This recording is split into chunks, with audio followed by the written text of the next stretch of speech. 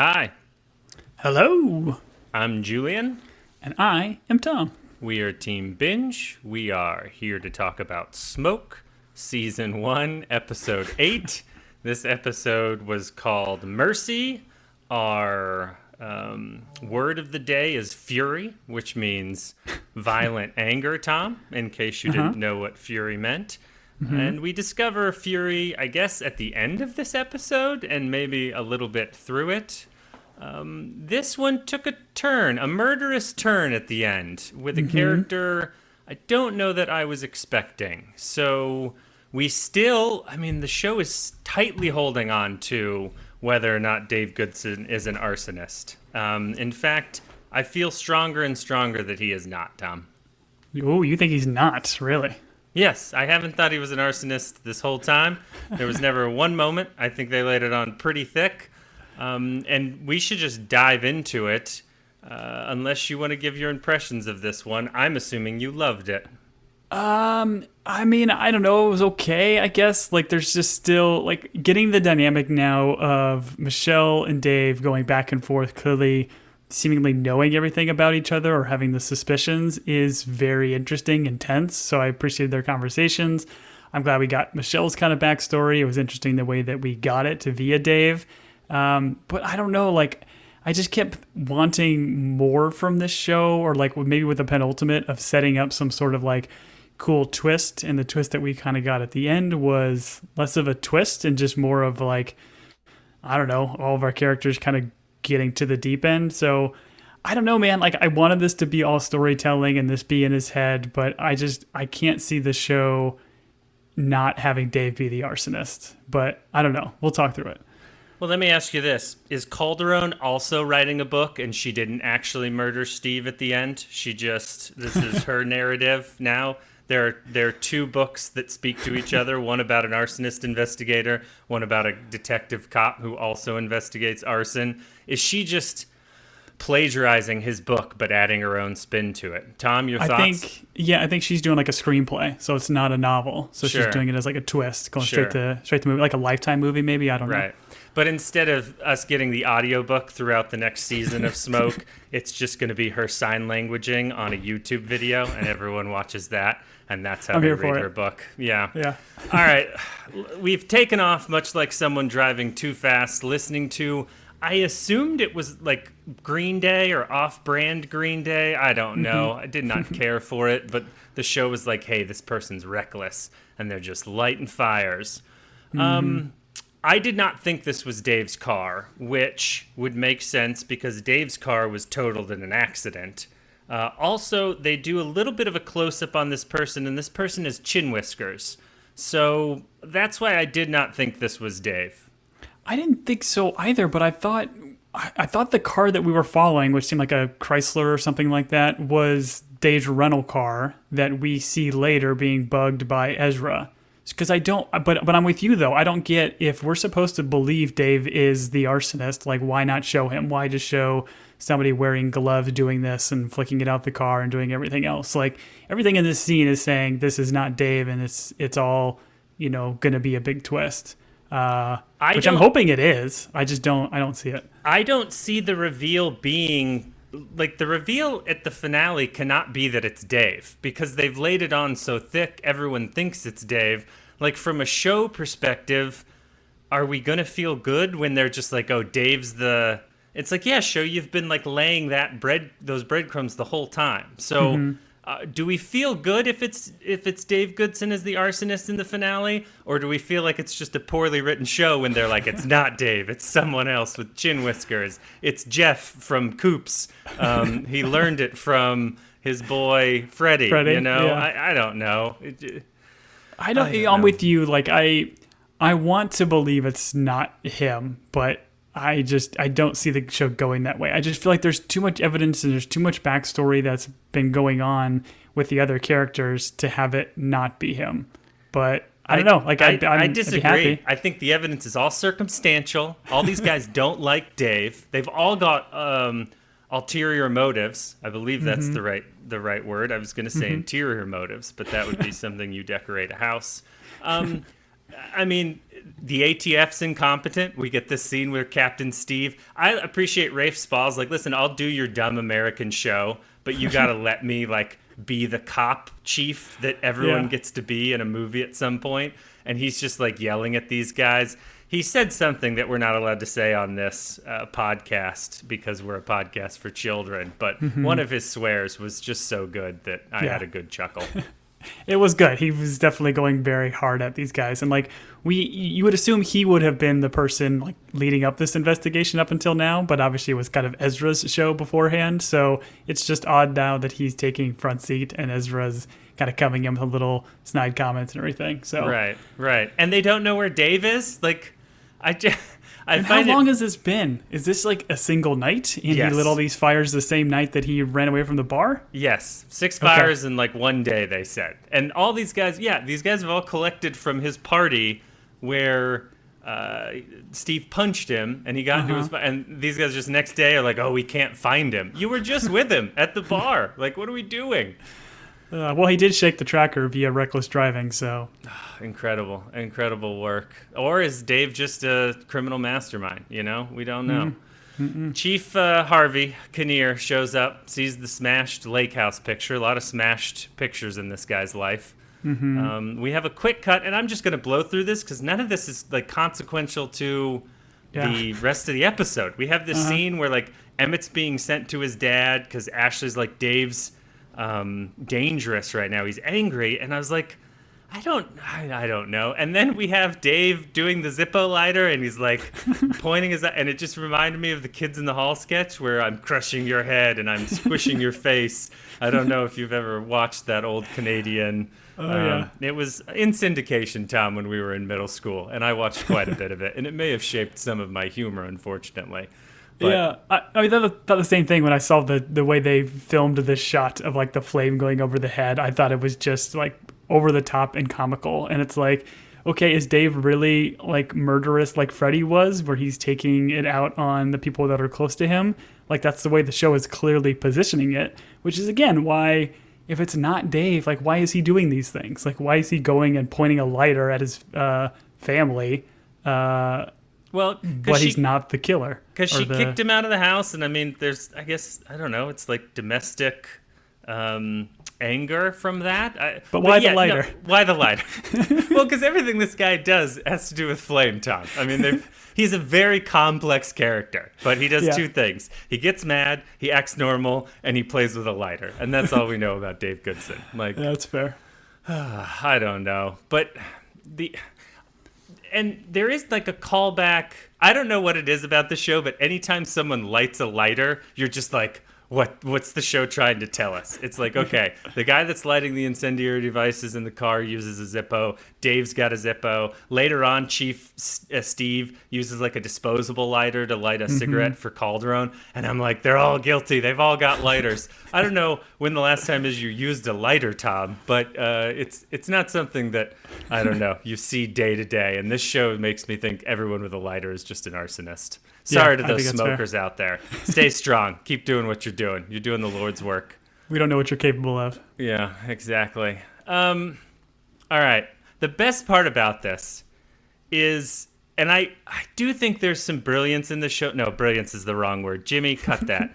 I do think this show does some things that like a normal show wouldn't do, but all of a sudden Dave is just at work and Kinnear's like, guys, Dave's here. Like, and it's just such a funny, like if he doesn't know he's under investigation, if you guys haven't talked to him about it, like the best thing for him to do is just show up to work and be like, hey, where you guys all hanging out at? You guys getting, Chinese food and hanging around a wooden table and shouting at ATF agents? That sounds like fun. I want to join. I loved this so much. Yeah, and he goes, eats that donut very aggressively. Harvey's like look of I think he's just working. Was all great. He's just eating a donut. Tom, what's your go-to donut? Off the top of your head, there's a box of donuts. Any donut. What are you getting? I'm a maple glazed dude. That's where I'm at. Is maple glazed? Does it have the frosting on the top? Yeah, it's like the maple frosting essentially. Okay, it's delicious. I gotcha. You? I don't eat carbs. I haven't had carbs since 2007, Tom. Anyways, There's a lot of cell phone work in this show that I appreciate. So anyways, Kinnear calls the team, and it's like Dave then calls Calderon. So now we need Ezra's expertise in order to mic up Calderon. And I was like, Tom, I'm going to ask it again. Why is Ezra involved in any of this? He's not on the payroll. Like, what is happening here? He's clearly an asset. When he pulls out this tackle box full of button mics, like of specific sizes and colors, I was like, oh, that's incredible. Not like, oh, I've got to go to my car and get this. He had it like in his bag ready to go. It's so incredible. I like the trope in shows where someone does something, like he pulls the button off her shirt. There's no communication. And rightfully so, she's like, what are you doing? I love that in shows when they do that. Like, if someone started to reach for you, you would slap their hand. Like, I don't know. There's always, like, the tech guy's always, like, micing someone up and no one's ever asking any questions. But of course, this all leads with the great line of Calderon going to meet Dave and Chief Steve looking her in the eye and being like, hey, don't shoot him in the hot dog. And you're like, all right, Chief Steve, thanks. That's good advice. I mean, yeah, it is good advice. We do know that she's apt to shoot people below the belt. So, I mean, it's smart. Well, one would say she, like, bracketed the hot dog on that one guy in the bunker. So she went, both thighs. She put the buns on. Yeah, exactly. She wrapped that hot dog in a bun. Thank you. Man, once again, podcast for children. Incredible. All right. Calderon, I don't know what the distance is between this office that they all hang out in with like the ATF guys that looks like this could be next door. Like Calderon just like all of a sudden she's with Dave and they're like doing this like, hey, you mad at me? So much has happened in these two's lives, in Dave's life especially, that these two do not communicate. He's like, your boyfriend punched me in the stomach. Like, I got into a car accident. None of this stuff is really discussed, but they're essentially it leads to Dave being like, oh, you seem mad at me. And you're just like, what is going on here? You guys' relationship is so strange. Yeah, it's like Dave, we got that last episode where Harvey's like, Dave knows. So he knows that they're onto him. So I feel like everything Dave is doing is just like playing it up.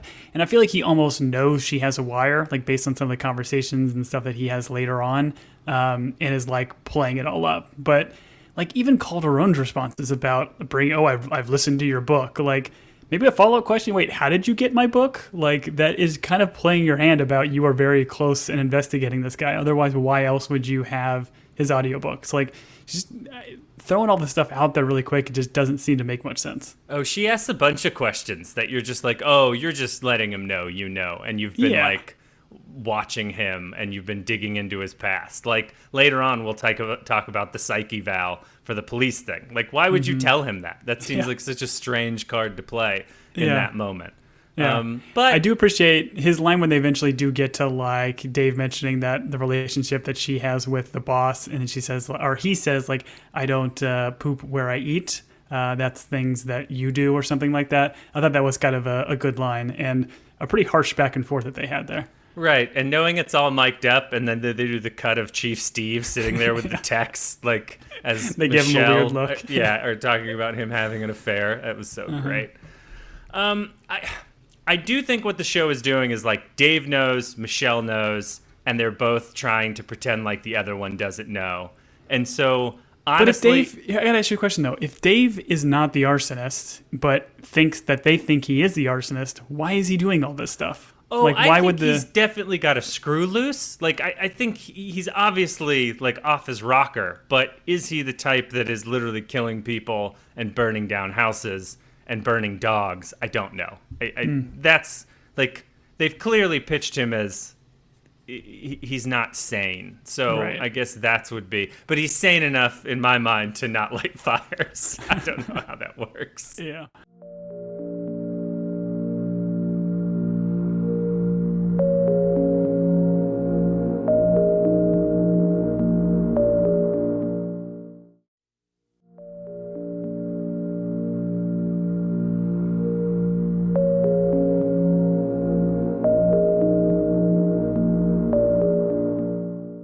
We go to the scene of this, like, kind of garage fire. Dave immediately finds the nickel, which brings me back to, I guess there must have been a nickel in these incendiary devices early on, and I just didn't catch it. Calderon watching him, like, be the arsonist, like, prophet, like just foreseeing things. I love how over it she is. She's like, "Oh, of course you found the nickel. Like, of course you knew where the fire started. Like, you were here, buddy. Like, we get it. I enjoyed all of this." And then she's like, "Oh, the cigarettes. There's no filter, no DNA." I was a little bit confused by that. Doesn't it all just burn up? Yeah, I was like, yeah, do filters on cigarettes survive fires? Like, that's impressive. But he gives the line like, he's evolving, which I thought was funny. Oh, so good.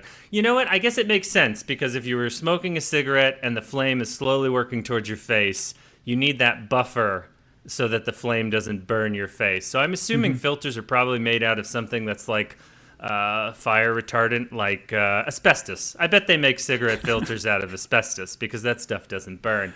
Yeah, smart. Philip Morris, if you haven't thought of that yet, reach out to me. I'll let you have that idea for what I would ask for is a lifetime of free asbestos cigarettes. I want to get off. Short lifetime. I want to get off this mortal plane as quick as possible. Oh man. Anyways, all right. Give me more of Ezra and Amy from Veep. I'll spend time with these two. Like the show's like.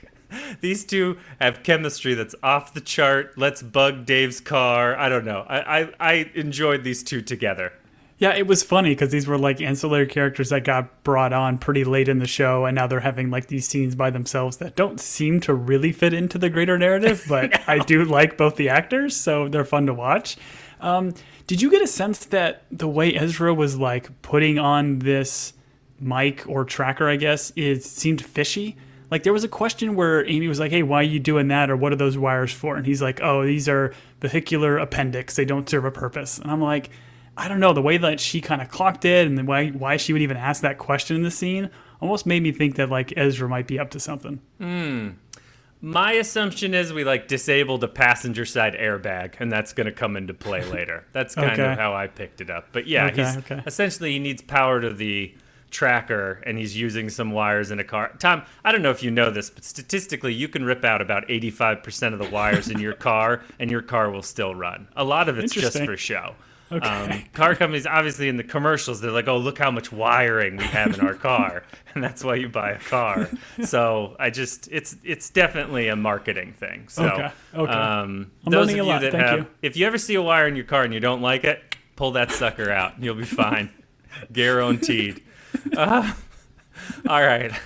Let's go back to Calderon and Dave. They're driving around, and we should have lumped this together, but the big part of this conversation is she brings up that he applied to be a cop, but that he had violent tendencies, which I would argue, like, she's a Marine or former Marine. Like, I don't know. She didn't fail the psych eval for violent tendencies. What's going on? Yeah, she had to see a court-ordered therapist for shooting the dude and then made mention that, like that's not violence. Like, yeah, I tend to agree. Maybe she's on this violence scale in some form. But I don't know. She's better at taking the test. Right. But they just continue this back and forth, like, hardcore cat and mouse thing, which the dialogue is very harsh about, like, burning the dogs and all this kind of stuff. And again, it's like if she is trying to be a straight-laced detective and catch this guy in a lie, she just constantly says all these things that are, not beneficial to that. Yeah, it took me a beat because I was like, what dog? I don't remember the dog part, but this goes back to that video that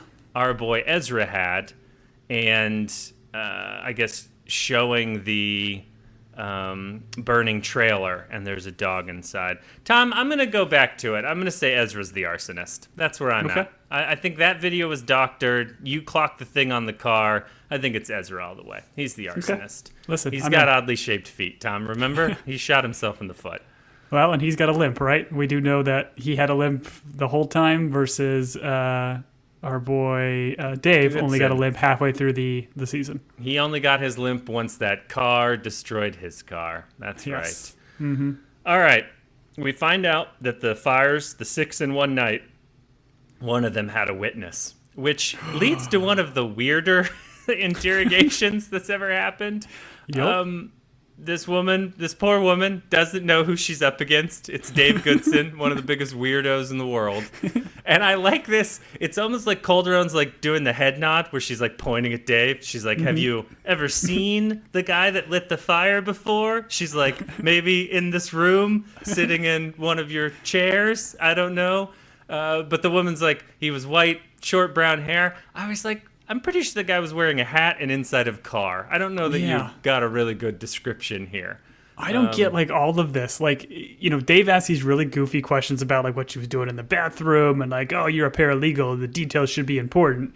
But like the way this scene kept going on, I kept thinking like this witness is a plant and they're trying to catch Dave in a lie or saying something. But Dave is the one that's trying to pick this all apart and like kind of catch her in, I guess, the lie based off of the type of thing she was doing in the bathroom. Like, I don't get it all. And then even Steve comes in at the end, like all upset because she didn't ID him.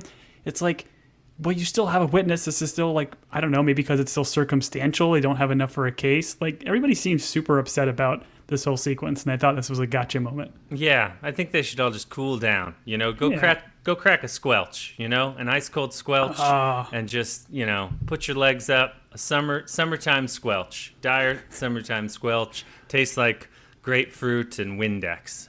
Couldn't agree more. That was something for the Last of Us podcast audience. That's a callback. We're brought to you by Squelch. Here's what I thought was happening, and it's clumsy because the show is trying to do something like incredibly complicated. It's like the show is trying to have us think Dave is the arsonist and that this woman's going to ID him, and then at the same point, it's being like Dave knows she saw him, and so he's trying to throw her off her game so that she won't identify him. And at the same time, Calderon is trying to like keep the woman on track in order to identify Goodson. And it's all just so clumsy because you don't know what anyone's doing that it just gets confused. And then Dave is not at all like, when Steve shows up in the hallway, wouldn't you be like, hey man, what are you doing here? They got there so quickly. And then Steve being like, hey lady, have you ever seen the arsonist before? And her being like, no, never in my life. And it was very clumsy. And they were trying to do something very complicated, and it just came out rough in my mind. Well, that's what, like, later on in this scene where we actually have, like, Dave give essentially Michelle's backstory of, like, the hotel fire, which I guess is the next scene here. Like, she ends this conversation by going very aggressive at him and then, like, apologizes to Steve. Like, oh, I shouldn't have done that. That was crossed the line. It's like, well, everything you've done up into this point is crossing the line in terms of you playing your hand about you investigating this guy. So, like, it's one thing if none of this other conversations happened and then she kind of jumped all at him, because that's essentially what I think he was trying to do. He was like trying to kind of goad her into being unprofessional, being unadmissible or whatever. Like I don't really know, but again, they're doing so much here to like let him know they're investigating him. Right. I would argue that this Calderon, if she knew future Calderon, would understand that she hadn't quite crossed a line. But future Calderon's going to cross several lines when she throat kills Steve in his own home. Oof. Brutal. Okay, let's dive into just this story. So we finally get, from the outside perspective, what happened to Calderon when she was a kid. And so I don't know, are we supposed to take this as gospel based on Dave reading like the investigation, that her mom was a meth head? There was a guy in the room, it went sideways, she shot him, set fire to the room, and Calderon at 12 witnessed all of this. And the reason the mom is in jail is because there was like an old couple next door that died. And she shot the guy. So I guess 3 homicides, 1, 2, and 3. Do we take this as, I guess from the way Calderon reacts, this is the truth? There's nothing more complicated than that? Is that fair? I mean, I feel like we have to, in the finale, like go into the room and like see what actually happened. Like there needs to be more, but I agree that there's enough said here where it certainly triggers Calderon. And like even at the very end, like Dave calls her Mercy, so that was like Mercy, her real name, and then she changed her name or something because she's like, don't have that come out of your lips kind of a deal. I don't know. I feel like it'd be more satisfying if there is a little bit more to what exactly happened, and not necessarily that, she was just young, witnessed a traumatic event and testified against her mother. Then why would she be so hardcore about not wanting her mother to get out of jail if it was her self-defense or whatever else? Well, I'm assuming this is Calderon's first murder. She shot the guy, and then the mom set the room on fire. and then the mom went to prison so that she couldn't testify about Calderon, who's 12. That would be super dark. I do want to point out that she definitely Will Smithed to Chris Rock. She was like, keep that name out of your mouth, which when it's Mercy is like that's like such a nice name. But right. Her throwing the napkin was the real, coup de grace of this conversation. I really loved it. Also, who's paying? I guess Dave's paying, I thought that was a little bit unfair. You guys should at least split the check. I wish when people argued in restaurants and shows, they stuck around for the check more often, just so it was really awkward. Are you tipping? Am I tipping? What are you tipping? They probably asked for split checks when they first sat down. Oh, okay. So they had already paid, even though... Yeah, prepaid. Anyways, it's a diner. Tom, you're not a detective. They had not eaten their meal, and they definitely didn't have the checks yet. But whatever. I do want to point out, she does say something here. She goes, the book was a confession. And so, how do you feel about that? I feel like Dave is literally just writing a book. I don't feel like he's cleverly confessing. I don't know. What did you think of that? I kind of the same thing. I feel like he's just writing a book for the sake of writing a book. I don't know if this is like some sort of psychotic serial killer type, I got to put my confession on paper kind of thing.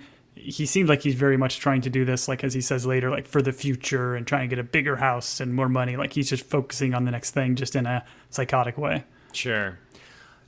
How would you feel if whoever wrote Smoke, I'm forgetting their name, turned out to be someone who was an arsonist investigator that also lit fires? Like, how would you feel if this show was that meta? Pretty good, right? I mean, we know it's based off of a podcast, and I don't know, depending, I guess, how the show ends, maybe I will go back and listen to said podcast. Okay. When they do the Team Binge podcast, I've changed my answer. I'd like Sigourney Weaver to play me. And who was it originally? I don't remember, but Sydney Sweeney. Sydney Sweeney, and then I think who was I? I was from Shawshank. Well, in order to show my support, because this is not at all topical, I'll stick with Sydney Sweeney. In fact, I've got a statement to read towards the end of this podcast. Oh, goodness. The world's great. All right.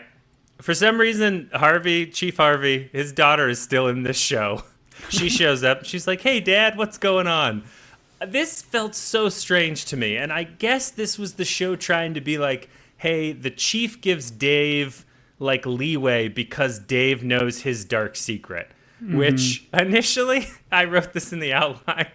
Harvey was like, I skimmed the government for $5,000. I was like, bro, we skim the government for $5,000 in our taxes all the time. What are you talking about? Don't sweat that. And then he's like, no, it's the same as one of those memory cards. I stole 256 gigs of funds embezzled. And I was like, that's a weird number. But apparently that's how much a lake house costs in Oregonton or wherever we're at. Yeah, I don't... to make him crooked, it just seemed a little bit off to me. And even the end about Dave knows, why would Dave know about this? I mean, did he investigate him? Did they just talk about this over beers? I don't know why. But is it supposed to tell us that now Harvey and the daughter have skin in the game for wanting to see Dave out of the picture and gone and dead? That's fair. That's fair. I mean, I don't know. I do like how the chief is like, there's no way out of it. And you're like, I don't know. You could probably, the house has probably gained value. You could probably just sell it and, or hear me out. Yeah. You light it on fire and collect the insurance money. Not a bad gig. Also, you are much like T-Bone in Arrested Development. You love to light things on fire. Listen, I just wanted to see this lake house go on fire. I think you said that at the beginning, and it seemed like we were heading there, but no, apparently the lake house is just a MacGuffin for saying Dave knows about the embezzlement. If this show shows us a picture of a house made of old dry wood and they don't set it on fire at any point, I will be furious. I will fury this show, much like our vocab word for the day. I will be so upset, Tom. That lake house must burn. It has to. I agree.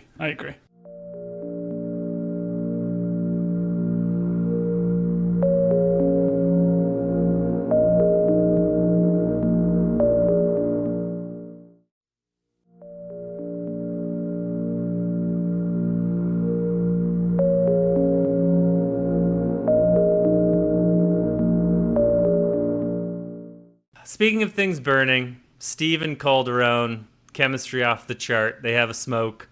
Steve has a lighter. I just want to point that out. And she's like, hey, let's go back to your place. And Steve's like, yeah, great. I got rid of my family. There's just boxes. We can have a drink. Cool. Yeah. And that turns out well for Steve, ultimately, I guess. We'll find out. Intercut is our other favorite couple, Dave visiting Reba.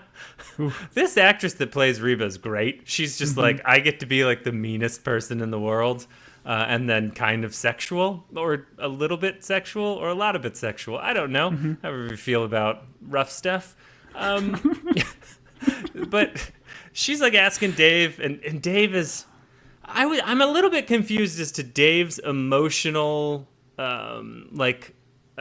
connection with Ashley, because in this conversation, maybe because he's just talking to Reba, he's just like, I don't care, she's leaving, we were a bad fit. Like, weren't they married for a number of years? He seemed to be a little bit upset when she said they were getting a divorce. I was a little bit confused as to what Dave's, or I guess he's just a two-face, Tom, so we take it at face value, or not. He is a two-face. Yes, we did get that callback as a two-faced jerk face. But yeah, I don't like Reba kind of coming in saying, hey, the detective is investigating you, going hard at him about like, hey, when I look in the mirror, I know who I see. I see kind of not a great person. Selfish, mean person. Yes. When you look in the mirror, you see a hero. And they have this like back and forth goofy dialogue. I don't know what to take of this relationship. Like they just... do they compliment each other? I don't get it. Like at a certain point, Dave says, like, I like it when you're in pain. Like, oof, like that's a lot. Right, because we see her burn scar on her tum-tum. And once again, the show is trying to do this thing where they're trying to make us think that Dave is like a crazy arsonist. But then it pulls back whenever, and it's just... I don't know. It's laid it on too thick for him not to be the arson, but also if he is the arson, they've made it unfun in the fact that there's not going to be any surprise, and they've just like made it there. And so I didn't understand if, like, I think the episode prior to, Ezra referred to one of Dave's ex-wives as like being into some like crazy stuff, and so. What this conversation leads to is, I don't know, to your point, if they're just trying to say, like, these two are crazy together and, like, they bring out the crazy in each other. But ultimately, Dave is not, like, a murdering arsonist. He's just kind of unhinged. Yeah. So I don't know. But there is a point where Dave says, I know who I am. And she's like, oh, you did bad things. And he's like, I did it all. And you're just like, that's pretty general. Can we get it on tape? Like, what exactly did you do? I don't know. I like Tom during this whole podcast, or at least this episode, every time you've been like, I don't know, which is just true about the show. You're like, I'm just confused. I'm enjoying it. We do that a lot at our off podcast. The rails, but like, we just don't know where the show's trying to go. So let's lead to our third romantic couple who we love, Ezra and Amy from Veep on a stakeout, playing Truth or Dare. And we find this laundromat story, what they did here was so great. It was like, tell me about your best night, and you think Ezra wants it to be sexual so much. And it turns out she's like an awesome cop hero who beats a dude up who's a gunman. I loved how this turned. This was so good. Oh, it was incredible. And like Ezra's reactions to this whole thing as he's eating, I don't know, a bag of peanuts or whatever, he's just like over the top reacting to every little bit of her story. It was priceless. Tom, he was eating potato chips, an accelerant, something that you can light Ooh. fires with. We don't have a peanut fire guy. We have a potato chip fire guy. So is that supposed to be a clue? Like I don't know. The guy's eating potato chips, Tom. Everyone's got a lighter. Everyone's eating potato chips, and everyone's beating each other up with irons. I don't know. I didn't know laundromats had irons. That seems like a way for a laundromat to burn down, if I'm being honest. I mean, the more we talk about it, I feel like the most satisfying conclusion to this would be that Ezra is the arsonist. And like, because he had the limp, but they told us he had a limp when we first kind of saw him, but they never like kind of went back to it. So it's enough as like a clue. The fact that he's eating potato chips, the fact that maybe he was a little bit fishy when he was doing the wiring of the car thing. Like, yeah, I think that would be more more satisfying Oh, than it definitely. being straight up Dave. And in the video of the trailer and I don't know that we see Dave in that video. Dave's supposed to be holding the camera, I believe. Right. Yeah, exactly. So that voice could be doctored or put in afterwards. Yeah. And he's just the crazy person burning a thing of dogs. Sure. It's probably all just AI, Tom, much like this podcast. Not even real people. Ezra desperately wants his badge back, which she hands him her badge. And I'm like, I'm pretty sure. Andy, reach out to me. I'm pretty sure that's not how it works. I thought he was going to just take a bite of it and it was chocolate. Incredible. He doesn't even unwrap the tinfoil. He just bites into it. This concludes with them with binoculars, I guess, watching Dave and Reba get rough intimately. And I don't... There was a point where they were getting intimate, and then we essentially have an Arrested Development no touching reference, which I thought was great. Yeah, no touching. No touching. I am just having a love affair with this ice cream. All right, so let's go back to Steve and Calderon. They're drinking in an empty house, which I think you're supposed to feel for Steve, and you're supposed to feel for this relationship. Steve's a scumbag. When he's going through, he's like, I've got a 13-year-old and an 8-year-old and a 3-year-old or whatever. Can't read a stop sign. Yeah, I can't read a stop. I was like, shut up, dude. He's like, oh, my 13-year-old hates my guts. Yeah, good. You were a terrible person. Well, this whole scene of trying to make, and they've done they came out and showed Steve very much a jerk to Michelle and to everybody he meets, and then they tried mid-season to make him a little bit more likable, and went very hardcore here in this scene of him being an actual friend to her, for him to only completely turn 180 and try to kiss her and do all this other stuff. It was a lot, and it was kind of rough to watch, if I'm being honest. Yeah, she Pam Beasley's him. She rejects his kiss. Him being Michael Scott in this situation. I enjoyed the backstory. I think Rafe Spall and Jurnee Smollett are incredible, acting together. But this is not the storyline I need. I'm unless both of these people are arsonists, which one of them after this scene turns out to be one, also a murderer. I didn't really understand this. It's just, I guess we get more how driven Michelle is to progress in her career, which goes to not purposefully, but eventually killing him and then hiding the murder.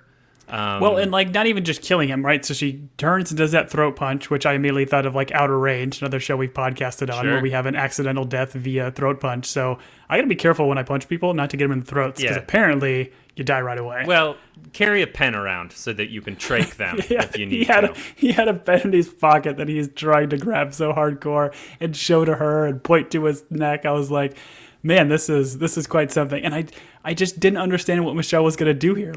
But she just sits there and watches. And at first I'm like, oh, is she a psychopath? Is she going to just watch this guy die and smile? But she does seem terrified by the whole situation. But my wife did make a suggestion that, maybe not using the pen for the tracheotomy here, but we know she's a good shot. Maybe she could have just shot a hole in his neck or something. Yeah, that's smart. Yeah, 2 holes are always better than 1 when it comes to breathing. So he'd be like, oh, my sinus is really cleared now that you shot me through and through the throat. I thought she was going to stab him in the throat and then put a cigarette in it and light the cigarette and be like, does that help? And that would be pretty brutal, actually. I'm sad that I said that on mic. Yeah, this was a surprise. This was not the twist I wanted. Obviously, I want Calderon to be a hero. Because she's awesome, but turns out she's a murderer that murdered a colleague who was an adulterer, obviously, so he deserved death. I get it. But I don't know. This took a turn, and for something right before the finale, I just feel like it added a hat on a hat that I didn't need, I guess. Yeah, I'm kind of with you. This is supposed to be setting up the big finish. So my thought would have been we got a bigger twist of maybe finding out if Dave is or isn't the arsonist, and then we deal with the fallout in the finale. But yeah, I mean, obviously we're going to hopefully get these questions next episode.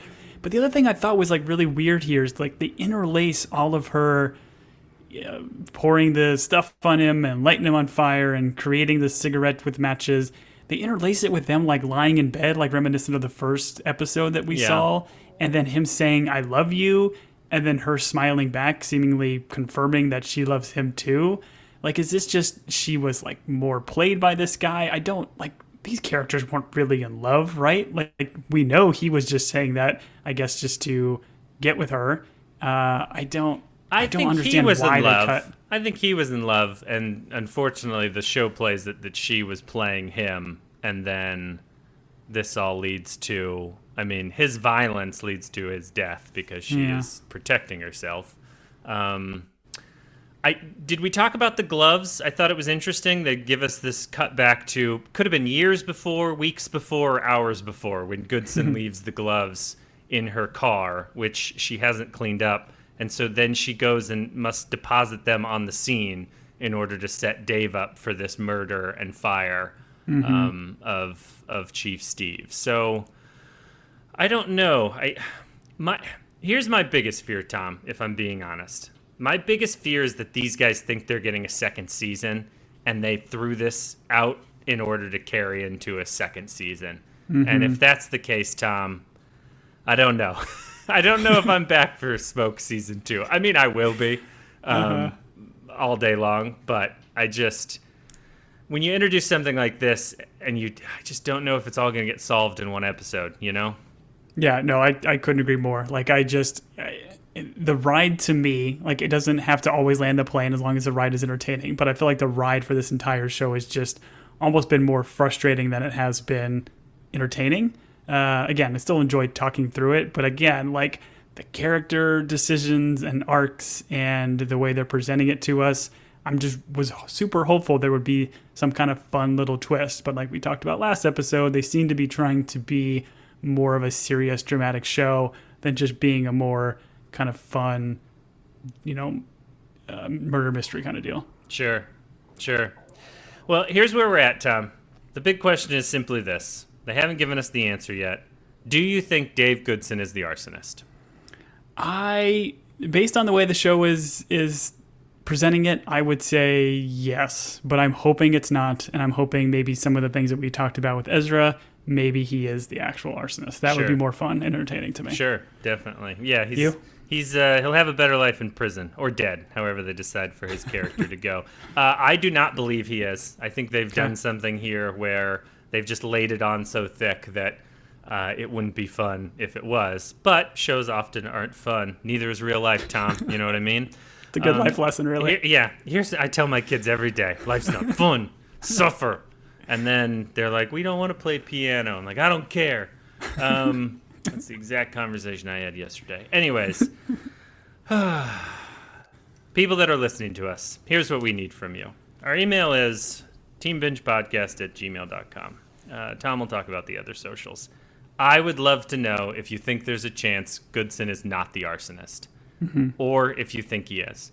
And if you have any type of evidence to, if you think he is, you could just be like, the whole show has presented him as one, and I believe you. But if you don't think he is, I need some stuff that stuck out to you, and then who you think the real arsonist is. That's what I would like to hear from people. We've gotten some engagement on this show because there's so few of us watching it that we all have to huddle together for warmth. But that's my ask. Tom, what did I forget to do? Yeah, please. And then, follow us on socials at Team Binge or at Team Binge Podcast. And if you have the time and are enjoying our coverage for this, go check out our back catalog and leave us a review on Apple Podcast or Spotify. We greatly appreciate it. Helps grow our little pod here. And as we've said on social, we wanted to read some of the recent reviews that we got from people watching the show. So we had one from Wendy Maple saying, I love the way these guys poke fun at Smoke. It's done with affection and not mean-spirited. They also share interesting insights. So very much appreciated you, Wendy. And then we got another one from... Wendy hasn't listened to this episode where we were just like, this show. No. Not mean-spirited. We've still enjoyed it. Thank you, Wendy. Yes, agreed. And then we got another one from Jules1422, which I'm still not convinced this may not be Julian. But it says, love you guys. This is the first time I've ever written a review for a podcast. The The reason is that you guys have made me laugh my head off multiple times, and you helped me figure out what the heck was going on in this show. Thanks for the laughs. So thank you, Jules. Appreciate it. Jules, we appreciate you. I just want to say, I don't know you, but you're super handsome, and you're just the smartest, and you're also beautiful, and you've got a great soul. And a lot of smart people are saying you're the best. So and the most humble. Yeah, and that's the top thing that you are, is humble. So, Jules, if you're out there, wherever you are, obviously we have those things to say about you. Tom, thanks for doing that. For those of you out there, we appreciate you listening. Once again, I have been Julian. And I have been Tom. Till next week, everybody.